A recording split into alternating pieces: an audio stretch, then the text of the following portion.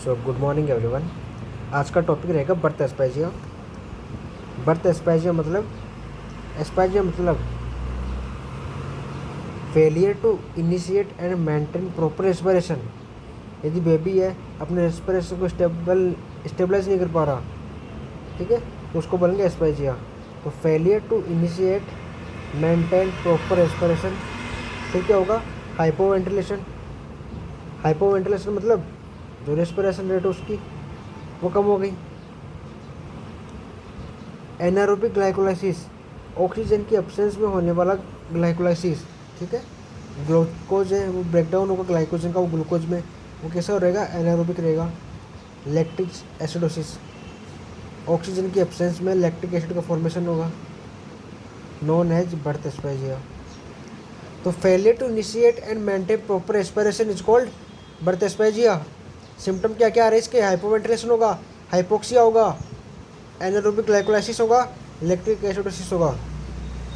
It is characterized by progressive hypoxia, hypercapnia, oxygen की कमी हो जाएगी टिश्यूज के अंदर और CO2 का लेवल बढ़ जाएगा। हाइपोपरफेक्शन हो रहा है। It may result in multi organ system dysfunction. तो क्या होगा? यदि बॉडी ऑक्सीजन नहीं ले पा रही है, मतलब बॉडी ऑक्सीजन ले नहीं पा रही, तो जितने भी ऑर्गन है उनको दे भी नहीं पाएगी ऑक्सीजन। अब यदि ऑर्गनों को यदि ऑक्सीजन नहीं मिल पा रही है तो उनका धीरे धीरे डैमेज है वो स्टार्ट होने लग जाएगा। So it may result in multi organ system dysfunction. Multiple organ affect होंगे including hypoxic stomach encephalopathy. Encephalopathy क्या होती है? कोई भी ब्रेन डिजीज हो सकती है। हाइपोक्सिक मतलब जो टिश्यू जो उनके पास ऑक्सीजन नहीं जा रही। स्टमक मतलब ब्लड में ऑक्सीजन नहीं है।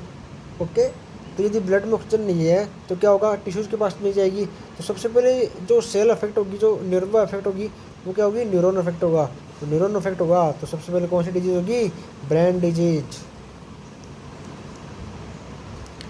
Most of the baby have initiate the respiration by the 5th minute of life. मतलब मोस्ट ऑफ द बेबी होते हैं वो 5 मिनट लाइफ के अंदर अपने जो रेस्पिरेशन है उसको स्टेबलाइज कर लेते हैं। Specialised care and long term follow up developmental assessment are indicated in baby who fail to stabilise effective respiration. Special care हमें उन चिल्ड्रंस को देनी है जो 5 मिनट के बाद भी अपने जो रेस्पिरेशन है उसको स्टेबलाइज नहीं कर पाए हैं, ठीक है। वो बेबी है जो अपने रेस्पिरेशन को स्टेबल करने में फेल हो चुके हैं, who fail to stabilise effective respiration. तो इनमें हम स्पेशल केयर देंगे और जो केयर देखेंगे वो हम आगे बढ़ेंगे। एटियोलॉजी, क्या कारण हो सकते हैं इसे जिनके कारण ये कंडीशन देखने को मिल रही है? एंटीपार्टम फैक्टर, वो फैक्टर जो बिफोर प्रेगनेंसी हो, बिफोर प्रेगनेंसी इन मदर। जो मदर है यदि मालन्यूट्रिशन है, मालन्यूट्रिशन होगा तो क्या होगा? बच्चे का पूरा विकास नहीं हो पाएगा, पूरा उसका डेवलपमेंट है वो अच्छा नहीं हो पाएगा, तो बेबी को बर्थ एस्पाइजिया देखने को मिल सकता है। हाइपरटेंशन, हाइपरटेंशन होगा, सेल्स और टिश्यू को ऑक्सीजन सप्लाई नहीं हो पाएगी, ऑक्सीजन सप्लाई डिक्रीज हाइपोक्सिया में, ठीक है, हाइपोक्सिया देखने को मिलेगा। तो हाइपरटेंशन की कंडीशन में क्या देखने को मिलेगा? ऑटो सप्लाई नहीं हो पा रही, जिसके कारण हाइपोक्सिया हो रहा है। तो ये क्या, ये लीड करेगा बर्थ एस्पाइजिया को। एनीमिया, यदि फीमेल मदर है उसमें एनीमिया है तो ऑक्सीजन की सप्लाई है, ऑटो अपने HB से अटैच नहीं हो पाएगा, अटैच नहीं हो पाएगा तो पूरी बॉडी में, फुल बॉडी में ऑटो सप्लाई डिक्रीज हो जाएगी। यदि मदर को ऑटो सप्लाई डिक्रीज हो रही है तो बेबी को भी ऑटो सप्लाई डिक्रीज होगी, ठीक है। Diabetes mellitus, alcoholism, smoking, drug abuse, तो जितने भी फैक्टर हैं उनकी सबकी पैथोफिजियोलॉजी हम एक साथ देखेंगे अभी। इंट्रापार्टर फैक्टर, इंट्रापार्टर फैक्टर में क्या है? प्रोलॉन्ग्ड लेबर है। प्रोलॉन्ग्ड लेबर क्या करेगा? यदि लेबर की प्रोसेस लंबी चल रही है तो उससे भी बर्थ एस्पाइजिया देखने को मिलेगा। कॉर्ड प्रोलेप्स हो रही है, कॉर्ड प्रोलेप्स का मतलब कॉर्ड है वो बेबी से पहले डिलीवर कर रही है। यदि कॉर्ड बेबी से पहले डिलीवर करेगी तो वो कंप्रेस हो जाएगी, कंप्रेस होने के बाद बेबी को ऑटो सप्लाई नहीं हो पाएगी, और ऑटो सप्लाई नहीं हो पाएगी तो बर्थ एस्पाइजिया देखने को मिलेगा। Tight umbilical cord around the fetal neck, ये फिटल नेक के चारों ओर अम्बलाइकल कॉर्ड बहुत टाइट हो चुकी है, टाइट होने से क्या होगा? Auto supply decrease. Auto supply की डिक्रीज हो रही है तो बर्थ स्पेज देखने को मिलेगा। पोस्टमार्टम फैक्टर कौन से है? आफ्टर डिलीवरी एस्पिरेशन कर रहे हैं, aspiration cause obstruction of the airway. Circulatory collapse due to blood loss and shock may also lead to birth asphyxia. यदि सर्कुलेटरी कोलैप्स हो चुका है तो ब्लड प्रॉपर नहीं जाएगा, ब्लड जो है प्रॉपर नहीं जा रहा तो ऑक्सीजन भी सप्लाई नहीं हो पाएगी, तो ये देखने को मिल सकता है। प्रीटर्म बेबी होगा तो उसमें क्या होगा, सर्फेक्टेंट डेवलप नहीं हो पाएंगे और जो रेस्पिरेटरी मसल्स है वो वीक रहेगी। अब सर्फेक्टेंट डेवलप नहीं हो रही तो क्या होगा, लंग्स है वो कोलैप्स हो जाएंगे और बर्थ एस्पेजिया देखने को मिल सकता है। तो ये फैक्टरी ईटियोलॉजी है जिसके कारण हमें ये कंडीशन देखने को मिल सकती है। अब हम देखेंगे पैथोफिजियोलॉजी। जितने भी ईटियोलॉजिकल फैक्टर अभी हमने देखे थे उनके कारण क्या होता है। इनिशियली स्टार्टिंग में डिप्रीवेशन मतलब कम होना of O2 results in rapid breathing. Initially deprivation of O2 resulting in rapid breathing, ठीक है। यदि ऐसा हो रहा है तो क्या होगा, कंटिन्यू ये प्रोसेस चलती रही तो रेस्पिरेशन मूवमेंट है वो डिक्रीज हो जाएंगे, हार्ट रेट है वो भी डिक्रीज हो जाएगी with a gradual decrease of neuromuscular tone. मतलब नर्व है अपने मसल्स को सिग्नल नहीं दे पाएगा। अब रेस्पिरेटरी मसल्स को सिग्नल नहीं मिलेगा तो रेस्पिरेशन है वो प्रॉपर नहीं होगा। तो यदि जब एस्पाइजी कंडीशन प्रॉपर ऐसे चलती रही तो ऑक्सीजन नर्वस सेल्स को नहीं मिल पाएगी और नर्व है अपने मसल्स को सिग्नल नहीं दे पाएंगे, जिसके कारण क्या होगा, हार्ट रेट कम हो जाएगी और रेस्पिरेटरी मसल्स है वो भी वीक हो जाएगी, उनको भी सिग्नल नहीं मिलेगा। Then baby enter into the period of primary apnoea. इस कंडीशन को क्या बोलेंगे, प्राइमरी एपेनिया। उसमें क्या होगा, हाइपोक्सिया होगा, एक्यूमुलेशन में CO2 और pH है वो कम हो जाएगी क्योंकि लैक्टिक एसिडोसिस बन रहा है। इन दिस स्टेज अब क्या करेंगे, स्टिमुलेशन यदि प्रोवाइड किया O2 लगाई, यदि इंप्रूवमेंट हो गया तो अच्छा है, यदि इंप्रूवमेंट नहीं हुआ, यदि एस्पाइजी कंडीशन ऐसी कंटिन्यू रही, डेवलप डीप रेस्पिरेशन, तो बच्चा क्या करने लग जाएगा, डीप रेस्पिरेशन करने लग जाएगा, उसकी जो रेस्पिरेशन रेट है वो भी कम हो जाएगी, ठीक है, और हार्ट रेट और BP वो भी कम हो जाएगी, बच्चा फ्लैशड हो जाएगा, कोई एक्टिविटी शो नहीं करेगा। Now baby enter to secondary apnoea, ठीक है, बेबी बिकम अनरेस्पॉन्सिव और मल्टी ऑर्गन डिस्पर्सन। तो ये कंडीशन देखने को मिलेगी, बेबी को कंटिन्यू यदि रेस्पिरेशन प्रॉब्लम हो रही है, हमने इंटरवेंशन किए फिर भी ठीक नहीं हो रहा, तो लास्ट में भी अनरेस्पॉन्सिव हो जाएगा, किसी स्टिमुलाई के प्रति अपना रिस्पॉन्स शो नहीं करेगा, तो मल्टी ऑर्गन सिस्टम में डिस्फंक्शन हो जाएंगे, ठीक है, क्योंकि किसी भी ऑर्गन को ऑक्सीजन नहीं मिल पाएगी, बिना ऑक्सीजन की कोई भी ऑर्गन अपना फंक्शन है वो नहीं कर पाएगा। असेसमेंट करेंगे हम क्लिनिकल पिक्चर का, तो पहला एस्पाइजिया लिविडा और एस्पाइजिया पेलिडा। लिविडा में क्या होता है, इनिशियल स्टेज होती है, इसको बोलते हैं स्टेज ऑफ साइरोसिस। अब कर इसको रहता है 4 से 6, मतलब हम बोल सकते हैं प्राइमरी एपेनिया की कंडीशन में देखने को मिल सकता है। स्टेज ऑफ साइरोसिस है, इनिशियल स्टेज थी और 4 से 6 का कर स्कोर था, मतलब यहाँ पे बेबी को हम रिकवर करना बहुत आसान होता है। पर एस्पाइजिया पेलिडा क्या होती है, लेट स्टेज होती है, यहाँ पे बेबी को शॉक में चला जाएगा, stage of shock occurs due to vasomotor control failure. Vasomotor control क्या होता है, ये क्या करता है, जो ब्लड वेसल्स होती है उसको कंट्रोल करता है, ब्लड वेसल्स को डायलेट करेगा तो BP फॉल हो जाएगी, ठीक है। अब BP डिक्रीज हो रही है तब भी क्या होगा, ऑटो सप्लाई वो नहीं हो पाएगी। जब टिश्यू जैसे सेल उनकी ऑक्सीजन डिमांड भी पूरी नहीं हो रही तो पेशेंट शॉक में चला जाएगा। यहाँ पे अब गर स्कोर रहेगा 0 to 3, ठीक है। Vasomotor centre present in the medulla oblongata of the brain which regulate the blood pressure.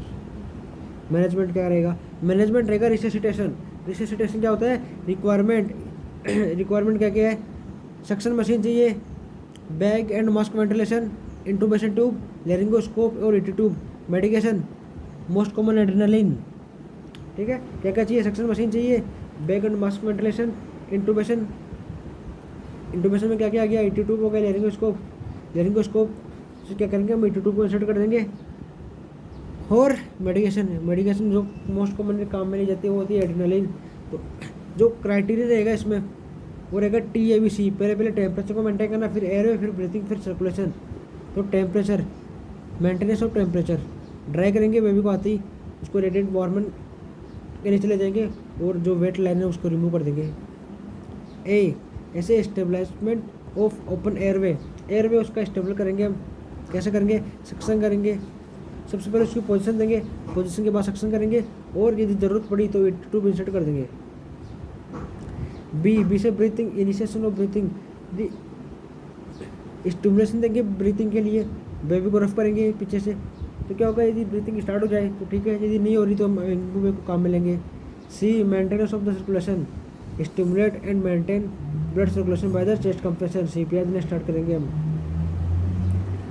Initial step क्या क्या होती है, बेबी क्राई नहीं कर रहा, उसको एस्पेजी की प्रॉब्लम है, तो क्या होगा, बेबी को हम रिसीव करेंगे इन ए प्री वार्म टॉवल जो गर्म है। Place the baby on the pre heated radiant warmer, मतलब जहाँ से पहले टेम्परेचर मेंटेन हो, ठीक है, तो बेबी को वहाँ ले जाएंगे जिससे बेबी का जो टेम्परेचर फॉल नहीं हो। If radiant warmer is not available then use 200 watt bulb, 200 watt का बल्ब जो बल्ब है वो ले सकते हैं हम, उसको उसी जगह प्लेस करो जहाँ से पूरा एरिया वो वार्म रहे। Never allow the baby to become hypothermic, इसमें जो स्टेप है वो ये PSSR। पोजीशन क्या रहेगी, supine with neck extended, suction mouth का पहले करेंगे फिर नोज का करेंगे। Stimulation rub the back 2 and 3 times to stimulate breathing, phototherapy देंगे, रिपोजिशन देंगे। ये सारा बढ़ा रखा मैंने आपको। नाउ असेस द बेबी, यदि हार्ट रेट है बेबी की 100 से ज़्यादा है, रेस्पिरेटरी रेट भी रेगुलर है, स्किन यदि नॉर्मल है या फिर एक्रोसाइनोसिस मतलब एक्सट्रीमिटीज़ है वो ब्लू है, बाकी बॉडी पिंक है, तो ये कंडीशन नॉर्मल है। इसमें प्रोवाइड जो रूटीन केयर है बेबी को प्रोवाइड करेंगे हम, ठीक है। तो 3 चीज़ याद रखनी है, यदि हार्ट रेट 100 से ज़्यादा है, रेस्पिरेटरी एफर्ट नॉर्मल है, एक्रोसाइनोसिस है या फिर बेबी की स्किन नॉर्मल है तो प्रोवाइड रूटीन केयर। यदि हार्ट रेट है बिलो 100 जा रही है तो बैग एंड मास्क वेंटिलेशन काम मिलेंगे। बैग एंड मास्क वेंटिलेशन क्या होता है, एम्बू बैग से हमें उसको ब्रीथिंग प्रोवाइड करनी है। ये हार्ट रेट है 60 से कम जा रही है, 60 बीट पर मिनट है, स्किन का साइनोसिस हो चुका है, रेस्पिरेटरी एफर्ट इरेगुलर है, तो CPR देना है हमें। CPR क्या होता है, chest compression plug bag and mask ventilation, ठीक है। कार्डियो हम लोग कार्डियो में क्या किया, चेस्ट कंप्रेशन, और पल्मोनरी में बैग एंड मास्क वेंटिलेशन, और इसे सिटेशन करना है हमें। नियोनेटल CPR होता है, उसमें 2 मेथड होती है, फिंगर मेथड और थंब मेथड। ये रहा 2 फिंगर मेथड, ये रहा 2 थंब मेथड, ठीक है। लोकेशन क्या रहेगी, just below the nipple line, ये जैसे ये यहाँ पे निप्पल है, यहाँ पे निप्पल है, तो ये ठीक है, इससे जस्ट बिलो, ठीक है, यहाँ पे हमें CPR देना है, तो just below the nipple line. वो तो डीप रहेगी, 1/2 से 3/4 इंच, 1 इंच में कितना होता है 2.5 सेंटीमीटर, तो आधे से 3/4 इंच हमें इसकी जो डेप्थ है वो रखनी है, जो बेसिकली रहा 1.5 to 2 सेंटीमीटर।